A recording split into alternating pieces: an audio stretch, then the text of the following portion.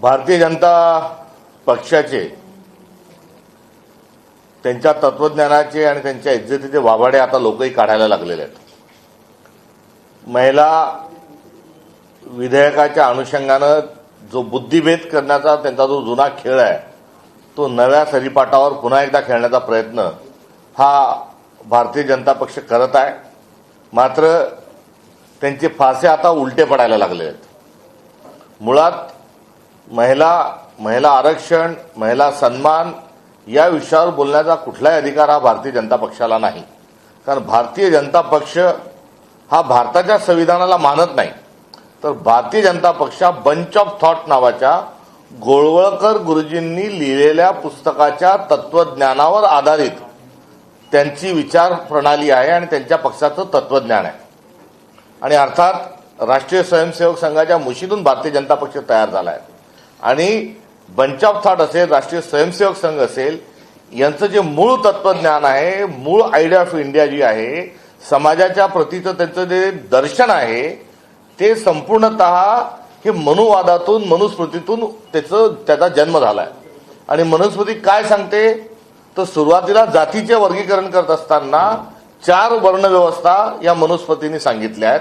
आणि त्या 4 वर्णाची व्यवस्था सांगत असताना एक जो वर्ण आहे हा देवाच्या तोंडातून आलाय, दुसरा हातातून आलाय, तिसरा पोटातून आलाय आणि चौथा पायाच्या अंगठ्यातून उत्पत्ती झाली असं सांगितलं जात आहे. आणि पायातून ज्यांनी जो वर्ण आला त्याला शूद्र अशा स्वरूपामध्ये त्याचं वर्णन आहे. आणि त्यानुसार आजही भारतीय जनता पक्ष याच तत्वप्रणालीचा निर्वाह करत आहे. हा राहिला चतुर्वर्णाच्या अनुषंगानं. मात्र महिलांच्या अनुषंगानं जो बंच ऑफ थॉटचा विचार आहे, जो संघाचा विचार आहे आणि जो विचार मनुस्मृतीचा आहे हा एकसारखा आहे. आणि यामध्ये स्त्रीला अतिशूद्र म्हटलेलं आहे. आणि या अतिशूद्र स्त्रीला ज्या तत्वज्ञानाने म्हटलं त्या तत्वज्ञानाचा उदो भारतीय जनता पक्ष करते. तर भारताचं संविधान म्हणजे काय तर मनुस्मृतीला बाजूला काढत असताना, मनुस्मृतीला बाजूला सारत असताना, किंबहुना मनुस्मृतीची होळी करत असताना नवीन जी समाज व्यवस्था जी दिली आहे ती भारताच्या संविधानाने दिली आहे. पारंपरिक 3000 वर्षापूर्वीची जी नियम आणि कायदे जे समाजाचे होते, ज्या तत्वप्रणालीतून चालत होते त्याला बाजूला सरकत असताना संविधान आलं. आणि संविधानामध्ये 1 मॅन 1 वोट 1 व्हॅल्यू हे तर आलंच आलं. मात्र प्रत्येक व्यक्तीचा आत्मसन्मान, आपलं प्रिएम्बल जे आहे त्यामध्ये समता, बंधुता, सामाजिक न्याय, विश्वशांती या अनुषंगाच्या सोबतच जो महत्वाचा जो शब्द आहे की प्रत्येक व्यक्तीचा आत्मसन्मान हा राखला गेला पाहिजे. आणि तो महिला म्हणून महिलेला देखील समान मताचं मत जे आहे, अधिकार हा देखील त्या ठिकाणी देण्यात आलेला आहे. आणि त्यातूनच पुढे 73 74 घटना दुरुस्ती असेल, त्या तत्वज्ञानातून नोकरीमध्ये असणारं महिलांचं आरक्षण असेल, शिक्षणाचा सवलती ह्या त्यामध्ये असतील. मला हे सांगत असताना पुन्हा भारतीय जनता पक्षाला त्यांचाच चेहरा दाखवायचा आहे की मुलींची पहिली शाळा सावित्रीबाई फुलेंनी काढली. आणि सावित्रीबाई फुले ह्या मुलींना शिकवत आहे, मुलींची शाळा काढली आहे म्हणजे त्या धर्म बुडवत आहेत, त्या धर्माच्या विरोधात आहेत असं सांगत असताना त्यांच्या अंगावर शेण फेकणारी जी अवलाद होती ही कोण होती याचा विचार या निमित्तानं आरएसएसने करावा. भारतीय जनता पक्षाने देखील त्याचा खुलासा कुठेतरी केला पाहिजे. त्यामुळे सावित्रीबाईंना दगड मारणारे आणि त्यांच्यावर शेण फेकणारे हे काय अफगाणिस्तानातून आलेले नव्हते, सौदी अरेबियातून आलेले नव्हते, तिकडून जेरुसलेमवरून आलेले नव्हते, तिकडून लंडनहून आलेले नव्हते. हे स्वतः तथाकथित जे धर्म मार्तंड जे स्वतःला म्हणून घेत होते, जे मनुस्मृतीनुसार देश चालवावा असा ज्यांचा विचार होता, त्यांनी सावित्रीबाईंना छळलंय, शेण फेकलंय. आणि आपण त्याच विचारातून आलेले आहात. त्यामुळे हा महिला विषयक आपण जो काही प्रचार करताय त्याआधी आपण बंच ऑफ थॉटची होळी करावी. त्याआधी महिलांना अतिशूद्र ठरवणाऱ्या मनुस्मृतीची पुन्हा एकदा नव्यानं आपण होळी करावी. आणि त्यानंतरच या संदर्भामध्ये आपल्याला कुठेतरी बोलण्याचा अधिकार आहे. हे देखील या निमित्ताने भाजपला आम्हाला सांगावं वाटतंय. आणि सोबतच आपली जी पितृसंस्था आहे राष्ट्रीय स्वयंसेवक संघ, या राष्ट्रीय स्वयंसेवक संघाचे सरसंघचालकपदी आजपर्यंत महिला बसल्या नाहीत. आजपर्यंत महिलेला त्या ठिकाणी सरसंघचालक पदाचं मानाचं पद आपण दिलं नाही. अहो नारी शक्ती म्हणून आज जे तुम्ही बोलताय, तुमच्यात हिंमत असेल देवेंद्र फडणवीस, नरेंद्र मोदीजी, तर सांगा मोहन भागवतजींना की खुर्ची खाली करा आणि महिलेला या ठिकाणी आम्हाला बसवायचं आहे आणि महिलेला राष्ट्रीय स्वयंसेवक संघाच्या प्रमुखपदी आपण बसवा आणि त्यानंतर आपण जो काही महिलांच्या पुळका आल्याचा जो कांगावा करताय तो आपण करावा. हे या ठिकाणी एक खुलं आव्हान त्यांना आम्ही देत आहोत. सोबतीला कालच्या मुंबईतला तो तथाकथित जो एक इव्हेंट होता, जो स्पॉन्सर इव्हेंट होता, तो स्पॉन्टेनियस नव्हता, तो प्रायोजित करण्यात आलेला. कारण मोठ्या मोठ्या धनशक्ती सोबत आहेत, मोठ्या मोठ्या इव्हेंट कंपनी सोबत आहेत. आता ठेकेदारांवर चालणारा पक्ष हा भारतीय जनता पक्ष राहिला आहे, लाभार्थ्यांवर चालणारा तो पक्ष राहिला कारण त्यांच्याजवळ आता कार्यकर्ते नाहीत. आणि अशांना घेऊन आपण जो कार्यक्रम केला, मुख्यमंत्री महोदय आपण बोलायला येत असताना अर्धा हॉल खाली होणं म्हणजे काय आहे हे आपण समजून घ्यावं. एका मंत्र्यांना जे तथाकथित स्वतःला जेम्स बॉन्ड समजतात, पिस्तूल लावून फिरतात, अशा मंत्र्यांना जर गेट आउट म्हटलं जात असेल तर आता या देशातल्या लोकांनी तुम्हाला सत्तेवरून खाली खेचण्याचा हा निर्धार केलेला आहे. आणि महिलांच्या नावावर आपण जे राजकारण करताय ते कृपा करून थांबवा. तुमच्यात हिंमत असेल तर जे सध्याचं जे सर्व विधानसभा आणि लोकसभेच्या अनुषंगानं आपण आरक्षण लागू करण्याचं देखील खुलं आव्हान काँग्रेस पक्षाने आपल्याला जे दिलं आहे ते आपण थेट स्वरूपामध्ये स्वीकारा. ही देखील या निमित्तानं आमची त्यांच्याकडून असणारी अपेक्षा आहे. कालच्या मोर्चामध्ये जी महिला जिंकलेली होती आणि अनेक भाजप नेत्यांना देखील सवाल विचारले, या संदर्भाने आता महापौरांनी दिलगिरी व्यक्त केली आहे. रीतू तावडेंनी, मी प्रथम नागरिक म्हणून दिलगिरी व्यक्त करते की काल मुंबईकरांची गैरसोय झाली, मात्र हे करताना त्या भगिनीनं भाजपचा आमचा रोल समजून घ्यावा अशी अपेक्षा त्यांनी व्यक्त केली आहे. सोबत दक्षिण मुंबईतली वाहतूक ही आता पूर्वीपेक्षा खूप चांगली आणि सुलभ झाला असल्याचा सुद्धा त्याचा दावा. त्यासोबतच त्यांनी काँग्रेसच्या काळामध्ये जे संपूर्ण ट्रॅफिक मोकळे करण्याच्या अनुषंगाने जे काही काम मंजूर झाले, जी MMRDची स्थापना जी झाली, जे सीलिंग सारखे जे प्रोजेक्ट झाले, ईस्टर्न फ्री हायवे सारखे जे सगळे रस्ते आले, या संदर्भामध्ये त्यांनी काँग्रेसचे देखील आभार कुठेतरी व्यक्त करायला पाहिजे होते. मात्र या मुळात कुठेतरी आपण गेल्यानंतर आता लोक आपल्या विरोधात आहे म्हणून आता हा त्यांचा स्वतःला आणि भारतीय जनता पक्षाला वाचवण्याचा त्यांचा केविलवाणा प्रयत्न आहे. मूळ मुद्दा जो आहे तो डिलिमिटेशनचा आहे आणि डिलिमिटेशनला असणारा जो विरोध आहे यावर हे एक शब्दही बोलायला तयार नाही. डिलिमिटेशन करत असताना मराठी माणसाची किंमत ही कमी होणार आहे, मराठी भाषेचं होत असणारं नुकसान या संदर्भात त्या बोलायला तयार नाही किंवा भारतीय जनता पक्ष बोलायला तयार नाही. डिलिमिटेशन झाल्यामुळे महाराष्ट्राचं किती मोठं नुकसान होणार आहे का महाराष्ट्राला फायदा होणार आहे या मेरिटवर चर्चा करण्याची त्यांची तयारी नाही. कारण महाराष्ट्राचा गायपट्टा करण्याचं जे नियोजन देवेंद्र फडणवीसांचं आहे ते काही लपून राहिलेलं नाही. हिंदी सक्तीची करताना आणि मायबोली मराठीच्या छातीत खंजीर खुपसत असतानाच आम्ही या संदर्भात देवेंद्रजींचा महाराष्ट्राला गायपट्टा करण्याचा जो त्यांचं नियोजन ते सांगितलं होतं. आता या संदर्भातली चर्चा ही महिला आरक्षणाची चर्चा करण्याची आवश्यकता नाही, ते व्हावंच. हे काँग्रेसचं बिल आहे आणि काँग्रेसने याआधी महिला आरक्षणाची मुहूर्तपेढ केलेली आहे. 50% स्थानिक स्वराज्य संस्थांमध्ये जे आरक्षण आहे ते काँग्रेसचंच आहे आणि केवळ स्थानिक स्वराज्य संस्थांत नव्हे तर सर्वदूर असलं पाहिजे ही असणारी काँग्रेसची जुनीच मागणी. आज देखील काँग्रेस त्याच्यावर ठाम आहे. मात्र मुद्दा काय आहे, मुद्दा डिलिमिटेशनचा मुद्दा आहे की 48 वरून जेव्हा आपल्या जागा वाढणार आहेत तेव्हा भारतामध्ये महाराष्ट्राचं महत्व काय राहणार आहे. मुंबई आणि महाराष्ट्र यामध्ये कुठे तोडण्याचा प्रयत्न होणार आहे का. मुंबईचं आर्थिक राजधानी देशाची मुंबई असताना उर्वरित महाराष्ट्राचं जे महत्व आहे ते पण आपल्याला अबाधित ठेवावं लागणार आहे. त्याच्या संदर्भातली जी बॅलन्सची भूमिका आहे ती देखील कुठेतरी स्वीकारायला लागणार आहे. एकंदरीत हा सर्व डिलिमिटेशनच्या निमित्ताने जो घाट घातला आहे आणि त्यामध्ये त्यांचा असली चेहरा लोकांपुढे येऊ नये म्हणून हा केविलवाणा प्रयत्न भारतीय जनता पक्षाकडून आणि त्यांच्या विविध पदाधिकाऱ्यांकडून हा प्रयत्न होत आहे. मात्र महापौरांची माफी ही पुरेशी आहे का? सगळ्यात महत्त्वाचं त्या भगिनीकडनंच अपेक्षा व्यक्त करतायत महापौर की ती आम्हाला समजून घेईल. त्यांना समजून त्यांनी लोकांना समजून जे सांगायला पाहिजे ते डिलिमिटेशन सांगायला पाहिजे आणि उलटा चोर कोतवाल को डाटे अशा स्वरूपामध्ये कुठेतरी हा भारतीय जनता पक्षाचा एकंदरीत अहंकार आहे. मात्र ते माफी मागत आहेत याचा अर्थ काय हे आता देशातल्या जनतेनेच ओळखून घ्यावं. सर, नीरज गुंडे नावाचे एक अधिकारी आहेत ते देवेंद्र फडणवीस यांच्या देखील खूप जवळचे आहेत. त्यांच्यावर असा आरोप आहे की अधिकाऱ्यांच्या बदल्या ते करतात, धमकवतात. मागे देखील आपण एक प्रकार उघडकीस आणलं होतं की अधिकाऱ्यांना धमकवलं जाते, त्यांच्या बदल्या अवैध पद्धतीने केल्या जात आहेत. आता ट्विटरवर एक ट्रेंड जो आहे तो व्हायरल होत आहे यांच्या संदर्भात, कारण का हे अधिकाऱ्यांना धमकावत होते बदल्यांसाठी आणि परस्पर बदल्या देखील. त्यांचं नाव काय सांगितलं आपण? नीरज गुंडे, RSSचे संबंध. तर आता गुंडे ज्या माणसाचं नाव आहे आणि त्या गुंडेंना जर देवेंद्र फडणवीस स्वतःच्या पदरी ठेवत आहेत आणि त्यांचे थेट कनेक्शन जर रेशीम बागेतून आहे, तर हा लाडका ठेकेदार आहे, गुत्तेदार आहे. मात्र हा गुत्तेदार कुठेही मेगा इंजिनिअरिंग सारखे प्रोजेक्ट सँक्शन करायला मंजूर करतो का नाही करतो माहीत नाही. मात्र आउटसोर्सिंग आता अधिकाऱ्यांच्या बदल्याच्या संदर्भामध्ये हा एक कुठेतरी नवीन ठेकेदार आहे आणि बदल्या ज्यांच्या करायच्या आहेत तेथे त्या गुंड्याला जाऊन संपर्क साधतात आणि सगळ्या व्यवहारातून त्या बदल्या होतात. हे लपून राहिलेलं नाही. पोलीस विभागामधल्या एसपींच्या अधीक्षकांच्या ज्या बदल्या आहेत त्याची जर आपण त्याचा कानोसा घेतला तर देवेंद्र फडणवीसांचा किती चेहरा कसा आहे हे आपल्या सगळ्यांच्या समोर येईल. एसपींच्या बदल्यांमध्ये जे फार मोठं एक स्कॅन्डल आहे आणि फार मोठा जो भ्रष्टाचार होतोय याचा अर्थ आपण जा आणि कुठली कायदा सुव्यवस्था न बघता काम करा.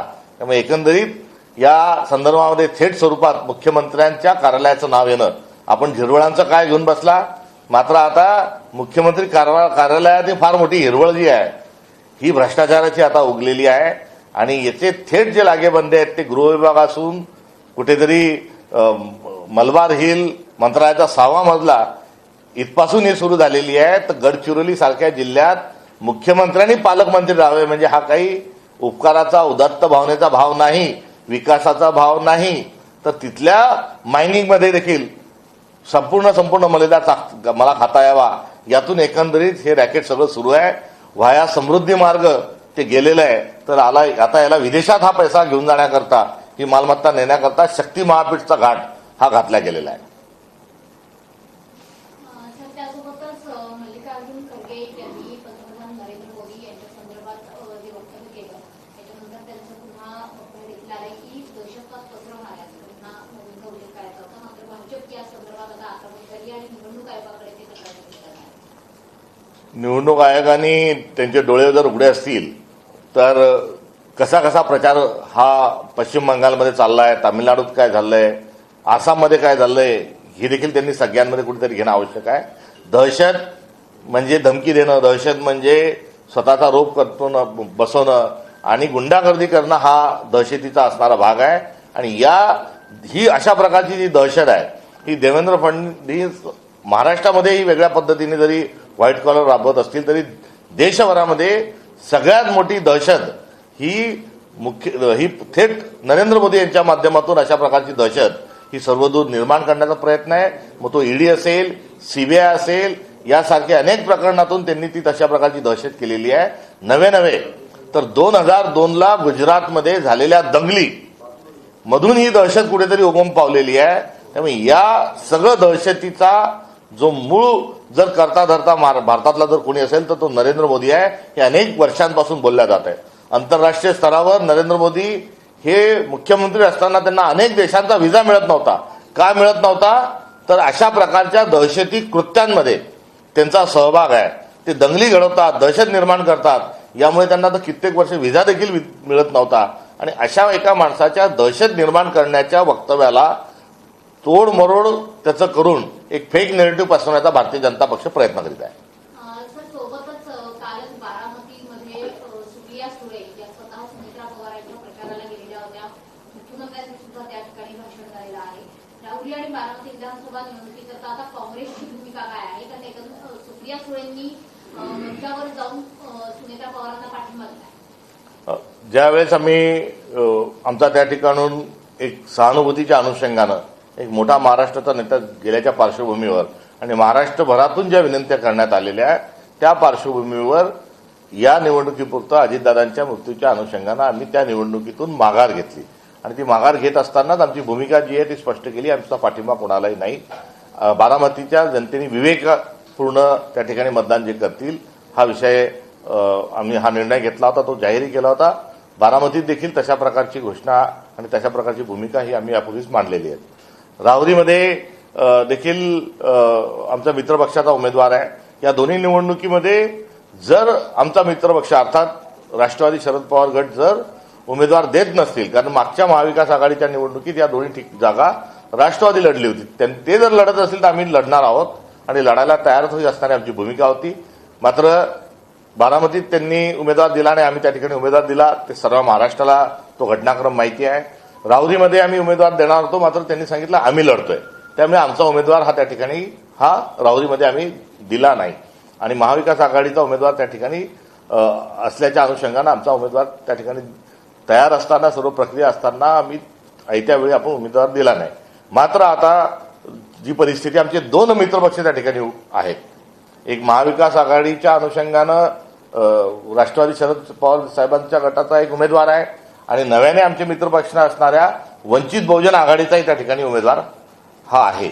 आणि या निवडणुकीमध्ये भारतीय जनता पक्षाचा पराभव हा होणं अनिवार्य आहे आणि तो पराभव तिथं व्हावा या अनुषंगानं तिथल्या नागरिकांना मतदान करावं, हे आमचा काँग्रेस पक्षाचा आव्हान राहील. मात्र सुप्रिया सुळे यांनी जो पाठिंबा दिलाय शरद पवार पक्षाने, तो महाविकास आघाडीचा पाठिंबा समजायचा का? तो त्यांचा वैयक्तिक पाठिंबा असेल? या संदर्भामध्ये हे विड्रॉल करत असताना घेतलेल्या भूमिकेवर काँग्रेस ठाम आहे. थँक्यू.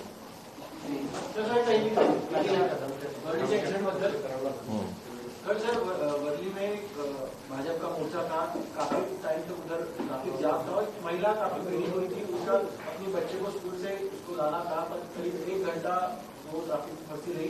वीडियो वायरल है, क्या करेंगे? या संदर्भातला जो व्हिडिओ आहे, सर्वप्रथम व्हिडिओ हा जो व्हिडिओ आहे हा काँग्रेसच्या अर्थात प्रदेशाध्यक्ष नात्याने त्याला ट्विट करणं हे मी कर्तव्य समजलं. आम्ही ट्विट केला. मात्र तो ट्विट केलेला व्हिडिओ हा कुठून आला याचा शोध आता भारतीय जनता पक्ष घेत आहे आणि तो शोध घेत असताना तो कुठून आला त्यांना धमकवल्या जाते आणि ते धमकवत असताना जे भारतीय जनता पक्षाचं बीट कव्हर करणारे जे पत्रकार आहेत त्यांच्यापर्यंत आता धमक्या जात आहे की तुम्ही हा व्हिडिओ पाठवला का. म्हणजे तुमच्यात जर हिंमत असेल भारतीय जनता पक्षाला म्हणजे आम्हाला विचारा, मी ट्विट केलाय, मला विचारा कुठून आला. तुम्ही तर सगळं डिजिटल, तुम्ही ती पॅरेगसी वगैरे काय सगळं आहे ते सगळं करण्यामध्ये तुमचा हात खंड आहे, त्यामुळे कुठून व्हिडिओ आमच्याजवळ कसा आला तुम्ही बघा. आणि तुम्ही आला आम्ही काही चोरी केलेली नाही, आमचा तो काही बनावट व्हिडिओ नाही, त्याचं उत्तर आम्ही तुम्हाला देऊ. मात्र त्यासाठी तुम्ही त्या भागातल्या दुकानदारांना धमकत असाल, पत्रकारांना धमकत असाल तर भारतीय जनता पक्ष किती घाबरट पक्ष आहे आणि कुठलाही विधिनिषेध त्यांच्याजवळ नसल्याचं देखील या निमित्ताने पुढे येत आहे. माझी सर्वांना विनंती आहे की भारतीय जनता पक्षाच्या गुंडागर्दीला आपण घाबरू नका. काँग्रेस हे लोकशाहीच्या सोबत आहे. आम्ही सर्व जी माहिती आहे ही लोकांपुढे आणण्याकरता आम्ही तत्पर आहोत. पत्रकार मित्रांना, बांधवांनाही विनंती आहे की आपल्याला सर्वांना शेवटी काय करायचं, आपल्याला लोकशाही वाचवायची आहे. ही दंडेलशाही जर अशी असेल आणि पत्रकारांना जर थेट स्वरूपात जर भारतीय जनता पक्ष धमकत असेल तर आता थांबायचं नाही आपल्याला. तुम्ही अशा प्रकारची सगळी माहिती आम्हाला देत जा, ही विनंती देखील या निमित्तानं आम्हाला आहे, आमची आहे. सर, समाज माध्यमांवरून आता काँग्रेसवरच आरोप होत आहे की कालची जी भगिनी चिडलेली होती तो एक प्लॅन रचला गेला होता. जाणून बुजून भाजपच्या रॅलीमध्ये त्या महिलेला पाठवलं गेलं होतं असं आता समाज माध्यमांवर बरेच कमेंट. त्यांच्याजवळ दुसरं बोलायला काहीच नाही, त्यामुळे थेट स्वरूपामध्ये काँग्रेसचा हा डाव आहे असं जर म्हणतात तर आपलाच डाव आपल्यावर फिरतो असं त्यांना एक उपरोधक आणि राजकीय उत्तर मी देणार नाही. एक स्पॉन्टेनियस एक ती प्रतिक्रिया होती.